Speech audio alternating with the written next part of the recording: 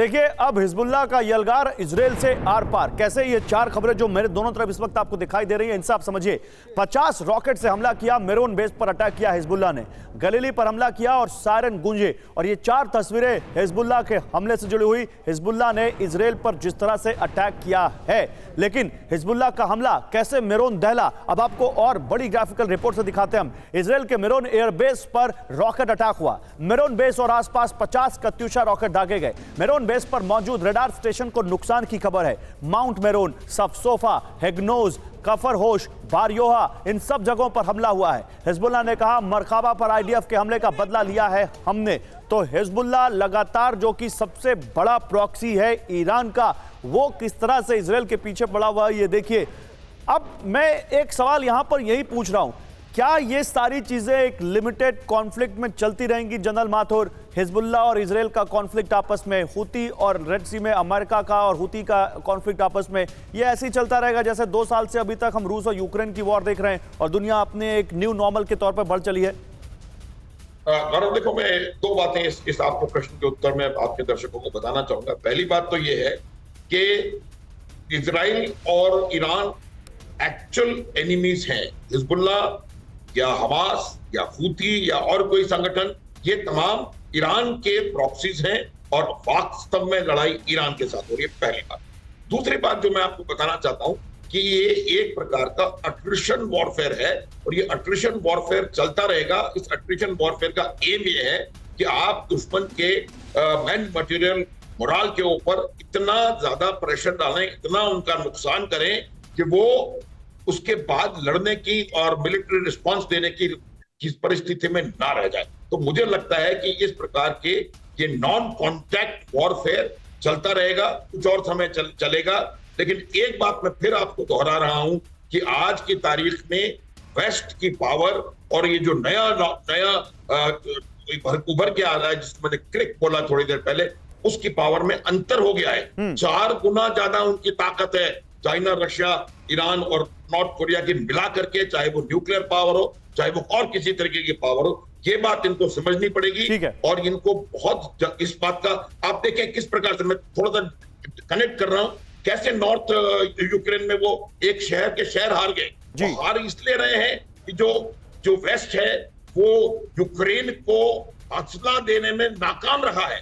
Ukraine की जो brigade है वहां लड़ रही है, उनके पास फायर करने के लिए आर्टिलरी का एमिनेशन नहीं। ठीक बात है। आप मुझे बताएं गौरव, कैसे इस प्रकार लड़ाई होगी? तो आज की तारीख में ये अमेरिका को, उनके मित्रों को और इजराइल को बहुत सीरियस इसका बहुत अच्छे से आपने समझाया सर, आपने पूरी बात। लेकिन मैं कुछ और बड़ी खबर इसी से जुड़ी हुई दिखाना चाहता हूं। मेरोन हमले के बाद हिजबुल्लाह की धमकी, हिजबुल्लाह हमास से जीत नहीं सकता इजराइल, अभी तो युद्ध शुरू ही नहीं किया गया, यह हिजबुल्लाह कह रहा है। यानी हिजबुल्लाह कह रहा है कि अभी तो ये ट्रेलर है।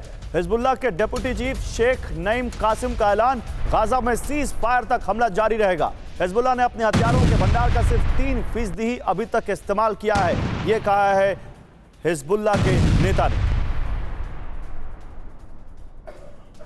एक और बड़ी खबर, इजराइल के एक और मंत्री की कार का भीषण एक्सीडेंट। अब ये थोड़ा सा यहां पर मर्की हो रहा है, थोड़ा सा ये बहुत ज्यादा एक थ्रिलर मूवी की तरह चल रहा है ये सब। देखिए, 2 दिन में 2 इजरायली मंत्रियों की कार पलटी है। हादसे का शिकार इजराइल के शिक्षा मंत्री हैम बिटन की कार में नहीं थे हैम बिटन, पिता उनके गंभीर रूप से घायल हो गए। एक दिन पहले मंत्री बेन गुइर की कार भी पलटी थी। अब अचानक से ये 2 मंत्रियों की कार 2 दिन के अंदर इस तरह से हादसे का शिकार होना, क्या वाकई ये इत्तेफाक है या इसके पीछे कुछ और है? मतलब अगर और अच्छे से कहें कि ये संयोग है या कोई प्रयोग है। आइए जरा बिग वॉल पर इस बारे में आपको और जानकारी देते हैं। क्या इजराइल के मंत्रियों को जानबूझकर टारगेट किया जा रहा है? क्या इजराइल के मंत्री अब टारगेट पर हैं उनके दुश्मनों के? क्या अब देखिए, ये इस बारे में हम जानकारी और आपको देंगे, लेकिन अभी फिलहाल जो बिग वॉल पर हम आपको बताना चाह रहे थे कि इजराइल के 2 मंत्रियों की 2 दिन में कार हादसे की शिकार हुई। अब सवाल क्या है, क्या इजराइल के मंत्रियों को जानबूझकर टारगेट किया जा रहा है? कैसे 2 दिनों में इजराइल के 2 मंत्रियों का एक्सीडेंट हुआ? 2 दिनों में क्या एक्सीडेंट के पीछे ईरान का हाथ है? क्या इजराइल में कोई प्रॉक्सी ग्रुप काम कर रहा है? इजराइल में अगला टारगेट कौन होगा? ये बहुत बड़े सवाल हैं। कोमोडोर बेल, क्या आपको लगता है कि ये वाकई, जैसे हमने देखा था रूस के राष्ट्रपति के गुरु कहे जाते हैं दुगिन, उनकी कार में ब्लास्ट हुआ था और उनकी बेटी को जान गंवानी पड़ी थी जब यूक्रेन के साथ वॉर अपने चरम पर थी, ये क्या वॉर के दौरान यही ऐसा ही कुछ पैटर्न है क्या? ये जिस तरह से 2 दिन में 2 उनके मंत्रियों की कार का एक्सीडेंट, क्या आप मानने को तैयार हैं कि ये इत्तेफाक हो सकता है? देखिए, सेंटर ऑफ ग्रेविटी किसी भी लड़ाई की पॉलिटिकल लीडरशिप होती है, और अगर पॉलिटिकल लीडरशिप को टारगेट किया जाए, चाहे एसिमेट्रिक एलिमेंट्स के साथ टारगेट किया जाए। एसिमेट्रिक एलिमेंट्स कैसे हो गए? जैसे हिजबुल्लाह, हमास के हो गए। वो एलिमेंट्स कुछ ना कुछ इजराइल के अंदर जरूर होंगे। अगर उनके इस्तेमाल से इजरायली लीडरशिप के ऊपर एक डर और आतंक का माहौल क्रिएट किया जाए, तो कहीं ना कहीं कैपिटुलेट कर सकते हैं हम इजरायली लीडरशिप को एक सॉल्यूशन की तरफ। अभी जो भी काउंटर प्रपोजल इजराइल ने भेजा है वो हमस के पास है, लेकिन हमस ने अभी तक अग्री नहीं किया। हमस चाहता है कि एक परमानेंट सॉल्यूशन हो, और ना कि सिर्फ कुछ दिन के लिए लड़ाई को रोका जाए, और उसके बाद जब उनके पास एक लीवरेज है वो है बंधक। अगर वो बंधक दे देंगे तो उसके बाद तो इजराइल पूरी तरह से रफा के ऊपर अटैक करेगा, उनके हर सिस्टम को अटैक करेगा।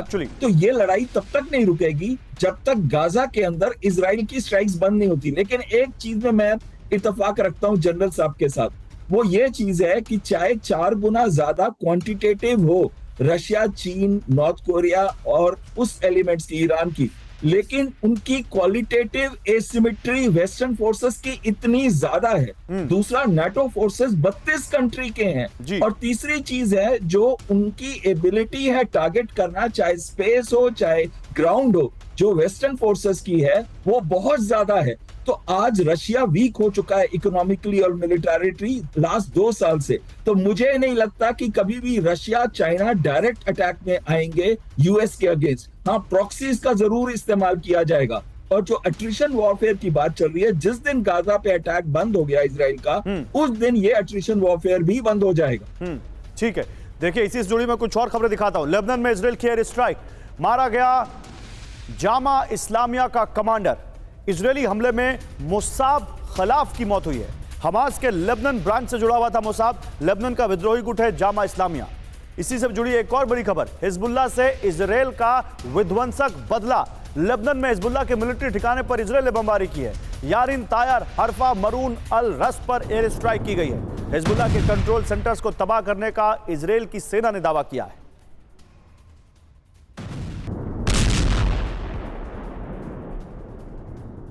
उधर लेबनान में इजराइल का पलटवार,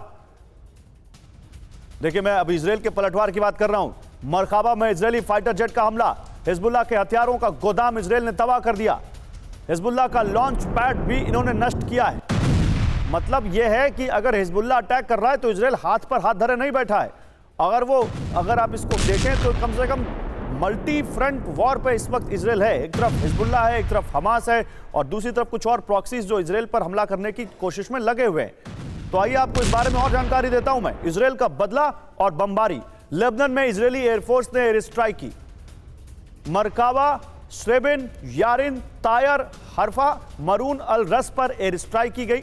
हिजबुल्लाह के कमांड सेंटर, हथियारों के गोदाम, लॉन्च पैड पर हमला।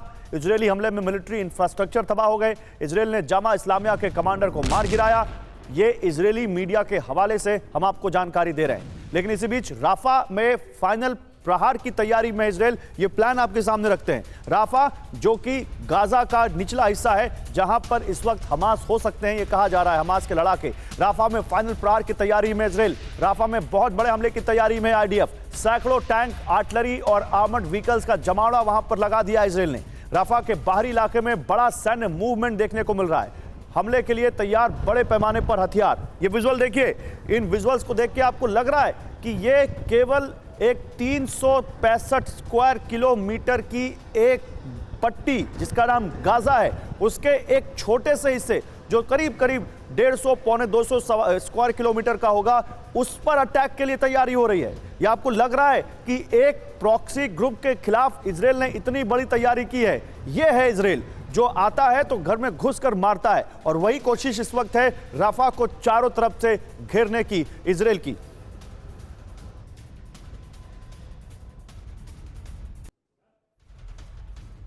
और देखिए एक और बड़ी खबर, हमास ने बंधकों का वीडियो जारी किया है। सीज फायर पर बातचीत के बीच हमास ने एक वीडियो जारी किया है और 2 बंधकों को दिखाया है जो जिंदा हैं। बंधकों ने नेतन्याहू से समझौते की अपील की है। हमास के कब्जे में अभी भी करीब 130 इजरायली बंधक हैं।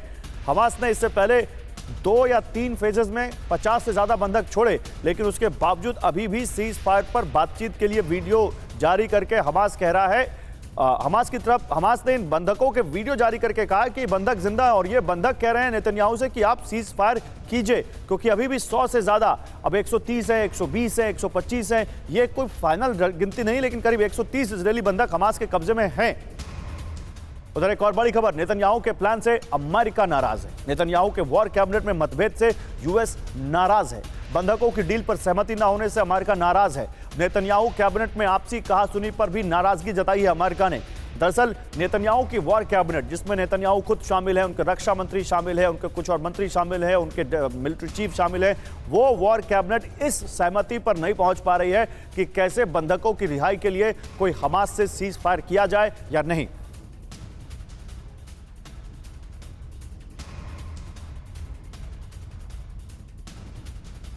जनरल माथुर, ये क्या वाकई कोई एम्बिग्युइटी है? ये कोई विरोधाभास दिख रहा है आपको इजराइल और अमेरिका के बीच, या इसके पीछे भी कोई कहानी है, कोई पोस्चरिंग है? मैं शुरू में भी ये कहने का प्रयास कर रहा था। देखिए, इजराइल की एक सबसे बड़ी समस्या ये है कि जिस प्रकार से वो गाजा में विध्वंस आफ्टर विध्वंस करते चले जा रहे हैं, उससे वो दे आर लूजिंग फ्रेंड्स।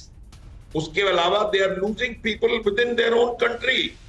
उनके अपने देश में इसके खिलाफ आवाज उठ रही है। तो चाहे वो मीडिया का रिपोर्ट हो, चाहे कुछ हो, इस बात का उभर के सामने आना कि आप में आपस में मतभेद है, आपका अमेरिका नाराजगी दर्शा रहा है, वो एक बिल्कुल क्लियर कट उसका ये है कि आपको सॉल्यूशन के बारे में सोचना पड़ेगा। बट मेरा क्वेश्चन तो इससे अलग है सर, मेरा क्वेश्चन इससे अलग है। जनरल माथुर, मैं आपसे बल्कि एयर कमोडोर बहल को भी लाऊंगा उसमें। एयर कमोडोर बहल साहब, मेरा क्वेश्चन तो ये है, क्योंकि अमेरिका में बाइडेन के सामने इलेक्शंस है, कंबोडिया से लेकर कोलंबिया से लेकर पता नहीं कितनी यूनिवर्सिटीज हैं जहां पर उनके खिलाफ इस वक्त प्रदर्शन हो रहे हैं, तो उनकी चिंता इजराइल की वॉर कैबिनेट है या अपने यहां बढ़ता हुआ विरोध है?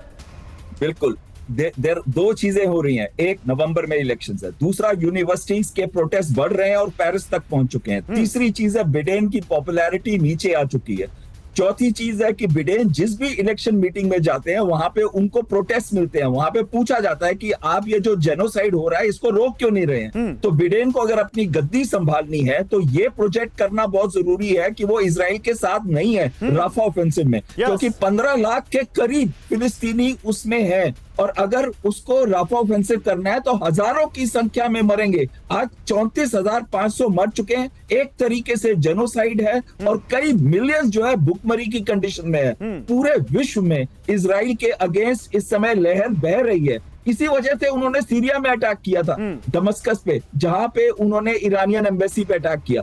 उन्होंने चाहा कि जिस दिन ईरान जंप कर गया तो वेस्टर्न पावर्स मेरे पास आ जाएंगी, वो हुआ भी, लेकिन उसका इफेक्ट अब खत्म हो चुका है। अब जो इफेक्ट चल रहा है वो ये चल रहा है कि इजराइल अगर राफा में एंटर करता है तो बहुत ज्यादा उसका सपोर्ट खत्म हो जाएगा। हमने बड़ी बात की इजराइल की, हमने बड़ी बात की अमेरिका की। जनरल माथुर में आता हूं, लेकिन मेरे पास समय कम है, मैं अब शिफ्ट करना चाहता हूं अपने इस प्रोग्राम को रूस और यूक्रेन की वॉर पर, थोड़ा उस पर भी बात करते हैं। यूक्रेन का रूस पर विध्वंसक ड्रोन हमला, बड़ी खबर, यूक्रेनी अटैक में रशियन रडार सिस्टम तबाह हो गया।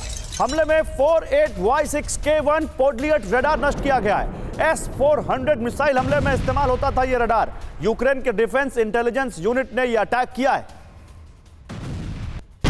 एक और बड़ी खबर देखिए, यूक्रेन ने रशियन ड्रोन मार गिराया। रूसी ऑरलैंड 10 टोही ड्रोन तबाह कर दिया यूक्रेन ने। याक 52 एयरक्राफ्ट से विध्वंसक हमला किया और यूक्रेनी इलाकों में टोही मिशन पर था ऑरलैंड 10, यानी वो वहां पर रूसी सेना वहां पर उस टोही ड्रोन से यूक्रेन के डिप्लॉयमेंट की, यूक्रेन के स्ट्रैटेजीज की जानकारी लेती थी, उसी को मार गिराया यूक्रेन ने। लेकिन एक और बड़ी खबर है, देखिए एक बड़ी खबर है दक्षिणी रूस से। दक्षिणी रूस के स्टावरोपोल में भीषण धमाके सुने गए हैं। ये आपके सामने आ गई है वॉर ब्रेकिंग। नेविनोमिस्क के सेंट्रल मार्केट में विध्वंसक धमाका हुआ है। सीरियल विस्फोट में स्टावरोपोल में दहशत छा गई। आसमान में छाया आग और धुएं का गुबार। विस्फोट में कई लोगों की मौत का दावा किया गया है।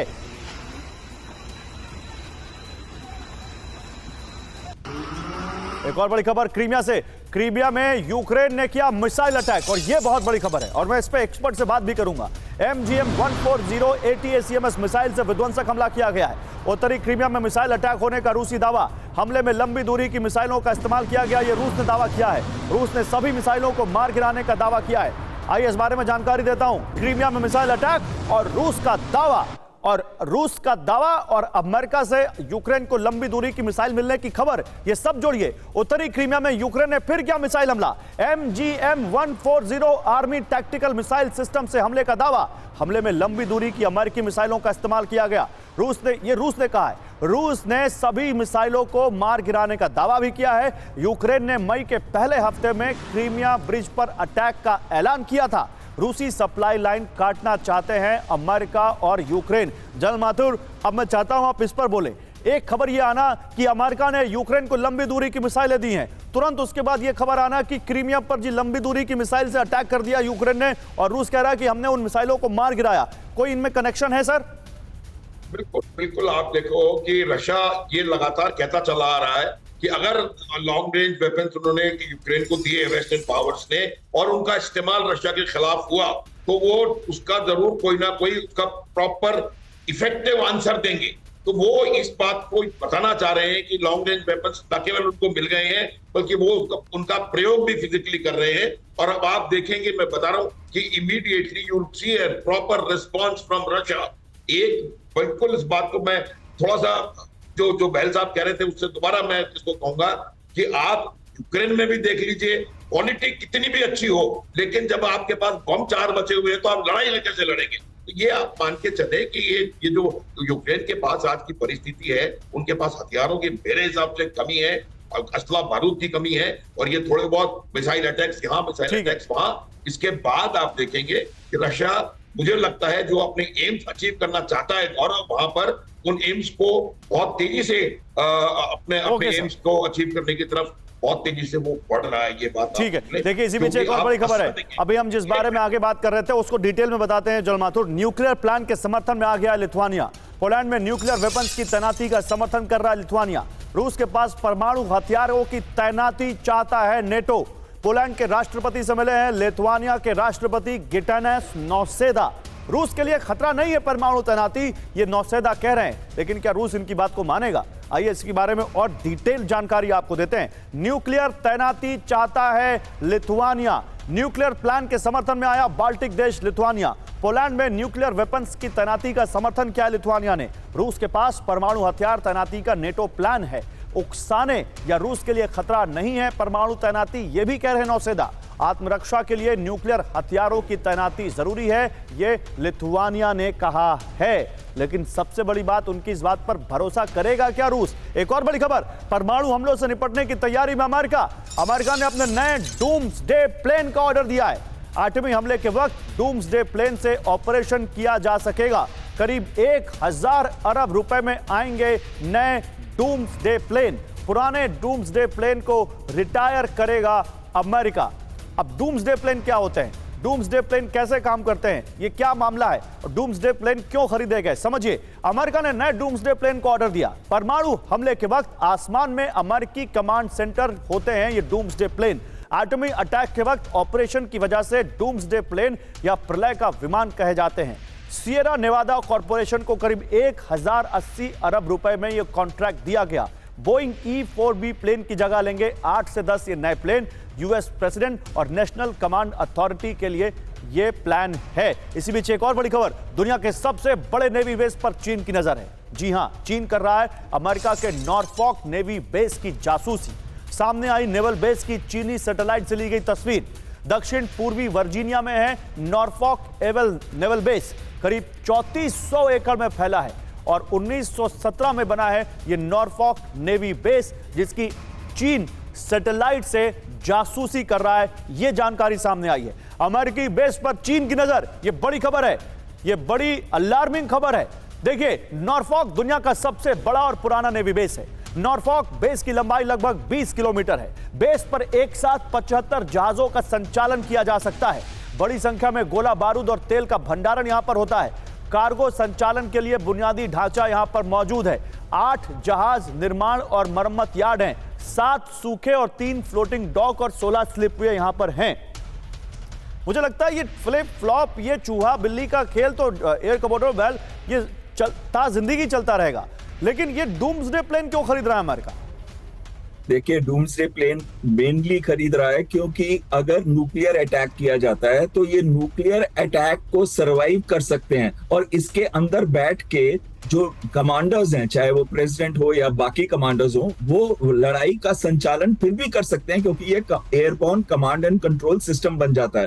तो डूम्सडे प्लेन की वहां पे इंपॉर्टेंस है। लेकिन जो आप एक बहुत महत्वपूर्ण बात कर रहे हैं कि ये जो बेसिस को मॉनिटर किया जा रहा है जी। अगर चीन का एम है ताइवान, और ताइवान या साउथ चाइना सी में कुछ भी करना, तो वो चाहेगा कि जो अमेरिका के मेन बेसिस हैं उनके ऊपर वो जरूर नजर रखे और उनकी इंटेलिजेंस को अपडेट करता ठीक रहे, है। और ये नेक्स्ट 2-3 साल के अंदर ताइवान के ऊपर एक्शन लेने का जरूर सोचे। ठीक है, बहुत शुक्रिया सर आपका, बहुत शुक्रिया जनरल माथुर आपका भी हमारे साथ जुड़ने के लिए।